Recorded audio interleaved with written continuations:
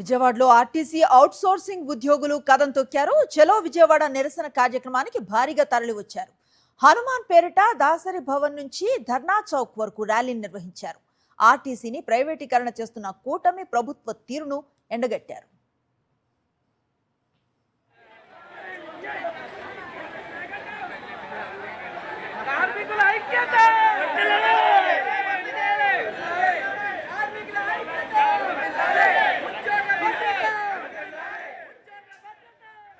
RTC outsourcing కార్మికుల ఆందోళనకు సంబంధించి మరింత సమాచారం మా ప్రతినిధి సురేంద్ర అందిస్తారు. ఆర్టీసీలో పనిచేసే అవుట్సోర్సింగ్ ఉద్యోగులు ఈ రోజు ఆందోళన చేపట్టారు.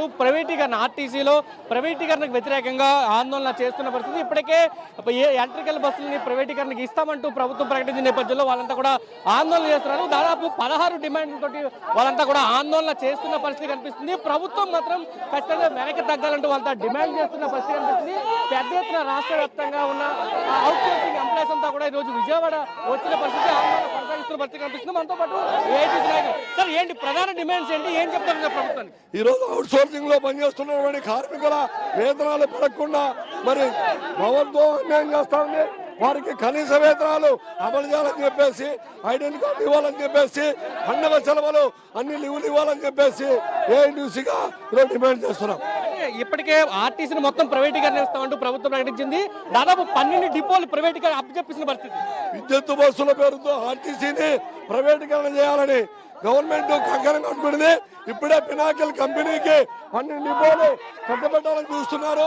ఈ రాష్ట్రంలో 4 డిపోలు అంటే విజయవాడ, విద్యాధరపురము, గుంటూరు టు, అదేవిధంగా నెల్లూరు టు, మంగళము, చిత్తూరు దగ్గర, తిరుపతి దగ్గర మంగళం డిపోలు అన్నింటినీ కూడా ఈరోజు ప్రభుత్వము ప్రైవేట్ వ్యక్తులు కట్టబెట్టడానికి చూస్తున్నారు. దీన్ని తీవ్రంగా వ్యతిరేకిస్తున్నాం. చూస్తున్నాం పెద్ద ఎత్తున రాష్ట్ర వ్యాప్తంగా పెద్ద ఎత్తున వచ్చిన పరిస్థితి. ఏంటి ప్రధాన డిమాండ్స్ ఏంటి, ఏం చెప్తున్నారు?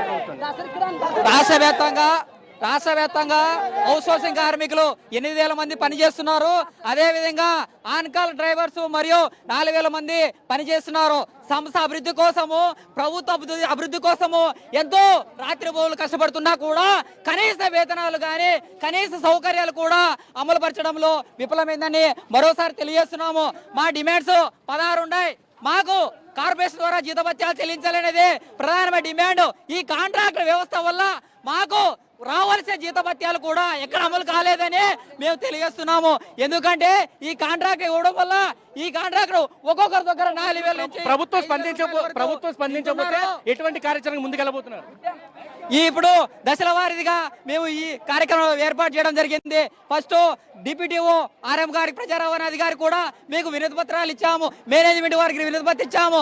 కలెక్టర్ గారికి కూడా వినతి పత్రం ఇచ్చాము. కానీ మేనేజ్మెంట్ వారు కూడా ఈ రోజు కూడా ఎటువంటి తీసుకోవడం లేదు. చొరవ తీసుకోవడం వల్ల ఈ రోజు చలో విజయవాడ కార్యక్రమం అనేది మొదలు పెట్టామనేది మరోసారి తెలియజేస్తున్నాము. మా సమస్యలన్నీ కూడా పరిష్కరించవచ్చు. రాబోయే రోజుల్లో ఉద్ధృతం చేస్తామని ఏఐటీసీ రాష్ట్ర సమితి ద్వారా మేము కూడా తెలియజేస్తున్నామని ఇది చెప్తున్నారు. ప్రభుత్వం స్పందించకపోతే కనుక తమ ఆందోళన తీవ్రతరం చేస్తామంటూ హెచ్చరికలు జారీ చేస్తున్న పరిస్థితి అయితే కనిపిస్తుంది. దీంతో పాటు అంటే ఇప్పటికే 8,000 మంది వరకు కూడా అవుట్ సోర్సింగ్ విభాగంలో ఆర్టీసీలో పనిచేస్తున్నారు. వీళ్ళందరినీ కూడా రెగ్యులర్ చేయాలి, లేదా కాంట్రాక్ట్ పద్ధతిని రద్దు చేయాలంటే డిమాండ్ చేస్తున్నారు. ఇప్పటికే వినతి పత్రాలు ఇచ్చాము. ప్రభుత్వం స్పందించకపోవడంతో చలో విజయవాడకి పూనుకున్నాము. ఇప్పటికీ ప్రభుత్వం స్పందించకపోతే తమ ఆందోళన మరింత తీవ్రతరం చేస్తామంటూ అవుట్ సోర్సింగ్ ఉద్యోగులు అయితే హెచ్చరికలు జారీ చేస్తున్న పరిస్థితి కనిపిస్తుందని చెప్పాలి. కెమెరా పర్సన్ వంశీతో కలిసి సురేంద్ర, సాక్షి టీవీ, విజయవాడ నుంచి.